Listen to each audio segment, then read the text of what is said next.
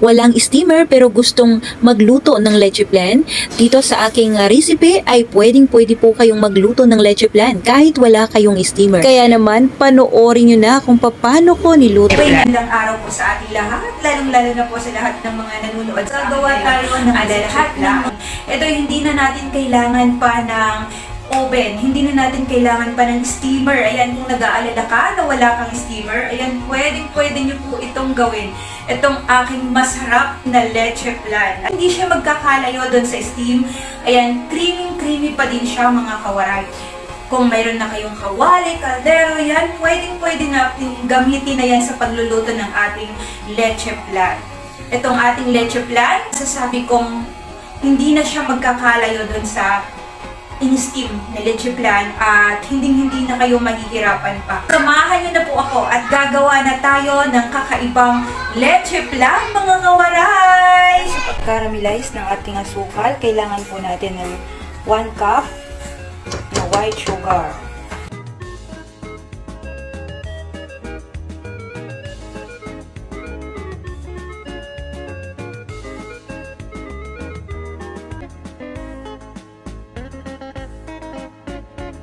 Ikot-ikotin lang natin para hindi po siya masunog. Pagka masunog ito, papait po ang ating leche flan.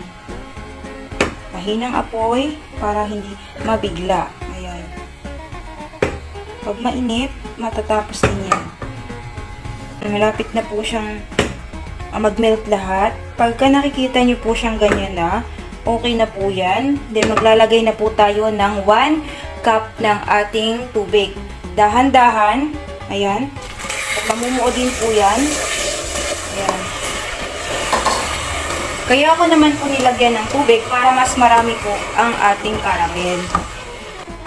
Kasi namumuo na po siya, di po ba? Hayaan lang po nating malusaw ulit. Kumukulo na po siya. Lahat ay nalusaw na. After 2 minutes at lusaw na lahat, pwede na po nating patayin ang ating apoy at hanguin na natin. Ilagay na po natin sa ating mga lagayan. Hatiin lang po natin para magkasya.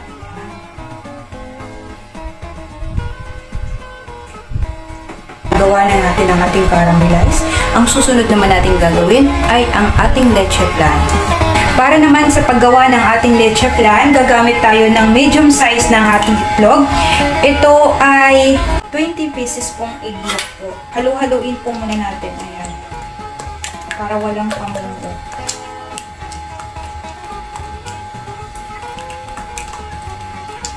Katapos, lalagay na po natin ang ating Alaska Ibak.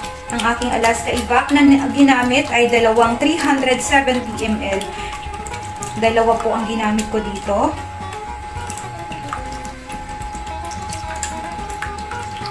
Para mas masarap, mas maraming itlog. And then, may Alaska Ibak.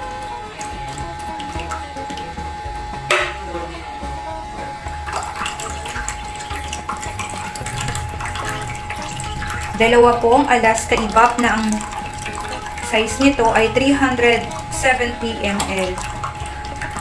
Maglalagay tayo ng Alaska condensed milk. Kung sakaling wala kayong Alaska, kung mayroon naman kayong cowbell, kasi yung i-recommend ko yung cowbell kasi mas mura yon, masarap din po yun. Masarap din ang ating cowbell na condensed milk.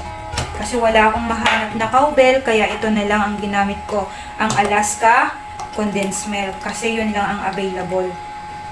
Siguro nagkaubusan na ngayon dahil mas mura yung condensed milk na yun. Ang laki ng difference nila. Okay na po ito. Pagkatapos nating ilagay lahat ng ating ingredients, maglalagay tayo ng mustard gulaman. Ito, ang mustard gulaman natin ay white, walang flavor. Ito ay 25 grams. Maglalagay lang po tayo. Ayan, haluin lang po natin yan ng haluin. Hindi mawawala ang paborito kong flavor. Ito ay ang ating lemon flavor. 1/2 teaspoon lang po ha, hindi ganun kadami. Kasi pag sumubra, ito ay papait at iba ang lasa nito dahil matapang po ang lemon flavor. Atin po itong sasalain. Sasalain po natin ito ng 2 o 3 beses para walang pamumuo.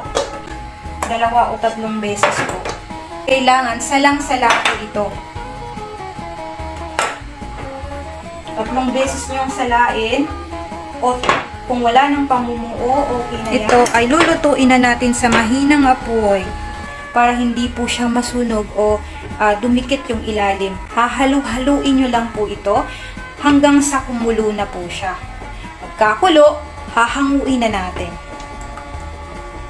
Ganun lang po ang procedure natin dito sa ating leche flan. Ito'y masarap din po katulad ng steam. Ito, makakatipid kayo dito ng medyo malaki kasi hindi na kayo gagamit pa ng foil. At syempre, pagka wala kayong steamer, makakagawa na kayo ng leche flan, di ba? Kahit ganito lang po ang pagkaluto niya, okay leche flan na po yun.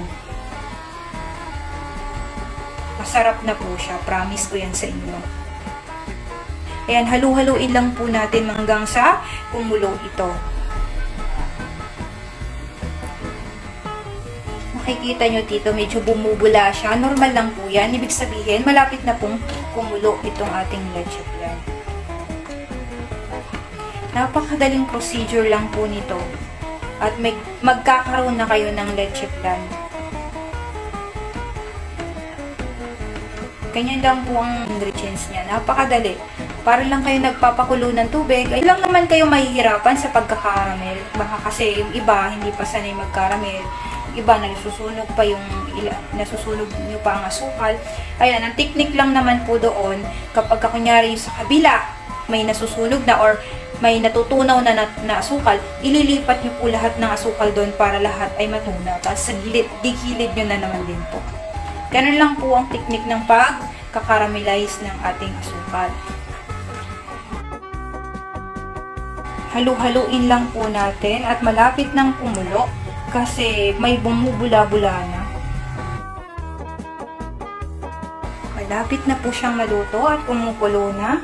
Hahanguin na po natin ito. Ganun lang kasimple. Ayan. Naamoy kong masarap talaga ang yung ating leche flan.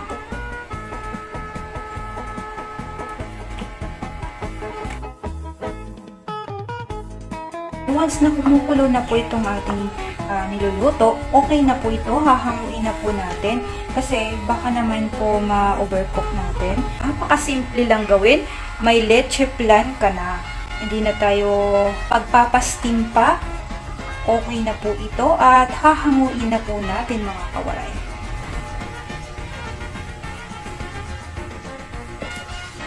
Ayan po, sasalain po natin mga kawaray ha. Kasi baka may pamumuunan.